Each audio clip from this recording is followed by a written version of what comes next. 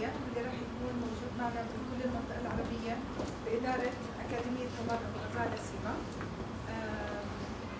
نرحب بضيوفنا الكرام دكتور روبرت جيلي مدير التنفيذي للبرنامج التعليمي في سيما، وطبعا أستاذنا أستاذ طلاب أبو-غزالة رئيس ومؤسس مجموعة طلاب أبو-غزالة. راح يتفضل الأستاذ طلال بتقديم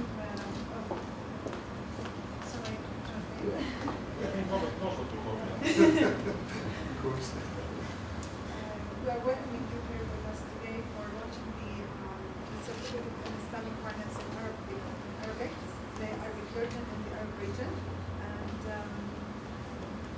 we are welcoming as well Mr. Talal Al-Ghazala. If you would like to introduce yourself, and would like to have your speech. Whatever you think of. If it's okay, I'll stay seated. I must first of all apologise. I cannot speak Arabic, and some people may say that I can't speak English either, because if you recognise my accent, I'm Scottish. But I'm very delighted and honoured to be here today as your guest. This is my third visit to your wonderful country. I'm very interested in history, and so just for a few minutes, many of you may not be aware of CIMA, and most notably why CIMA and the TAG organisation have been working together now for a number of years. The organisation I work for, the Chartered Institute of Management Accountants, CIMA, is one of the oldest professional accounting bodies in the world. It was established in 1919. And it was established to make a difference. You may be familiar with accounting bodies, and most of them are involved in what we know as audit work, training people to look backwards, very vital for the economy and the business community, to ensure that the money we invest in businesses is being well used. But the founder of CIMA was the same person who founded the Unilever empire, Lord Leverhulme. And he wanted to train young people to become accountants who were different, who weren't looking backwards, who weren't auditing, but who were adding value to their business, recognising that businesses face risk, and recognising that investors in business needed a return. And possibly most importantly, that accountants in business needed to behave ethically. They needed to commit to a code of ethical and moral standards, which was vital in order that businesses ran efficiently and effectively.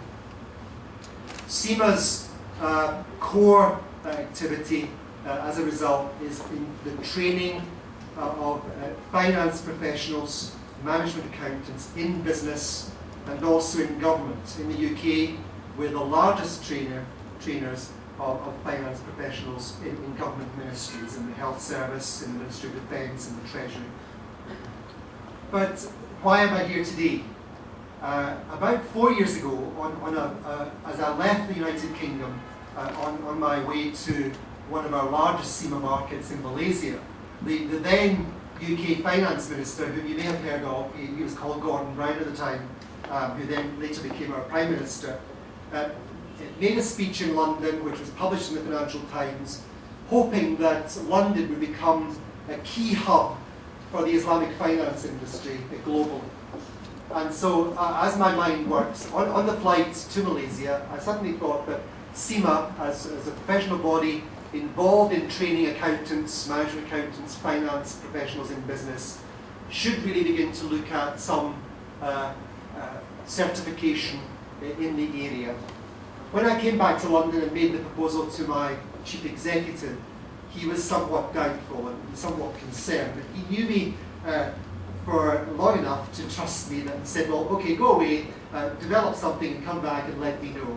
So about a year later, having found suitable partners who are now based in Dubai, we began to develop what became the Certificate in Islamic Finance, the CIMA Certificate in Islamic Finance, and we really had no intention of offering the qualification other than in English.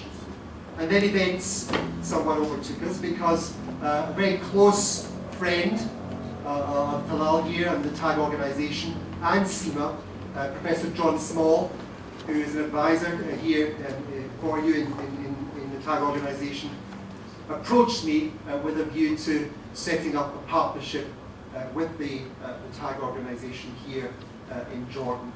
And so 2 years ago, we signed a memorandum of understanding. Talal and Salah came to London and we signed this.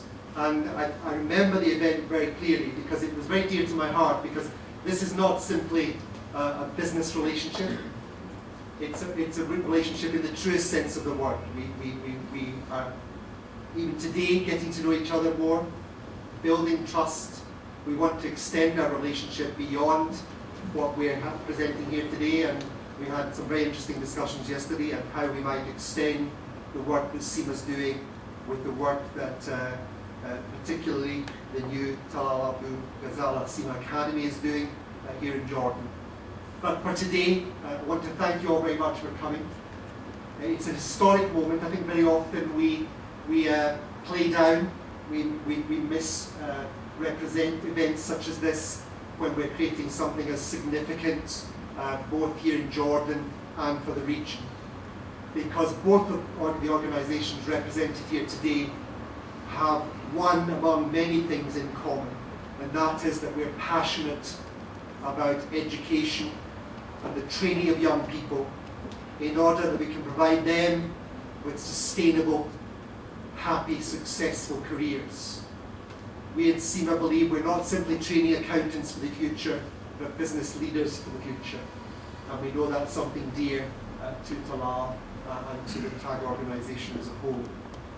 So once again, I'm very honoured to be here sitting beside you, dear sir, and I wish this particular initiative the greatest of successes. We know that there's a shortage of skills in Islamic finance, and more importantly, this isn't simply a certificate, an armed certificate in Islamic finance. It's a qualification for Islamic business. It's something much wider than simply Islamic finance. If you look at the modules contained in the qualification, they cover Islamic commercial law, Islamic banking and takaful, accounting for Islamic financial statements, and also Islamic capital markets and financial instruments. So it's a qualification for Islamic business, and I commend it to you, and I thank Talal and his team once again for joining with CIMA in this initiative. Thank you very much indeed. Thank you.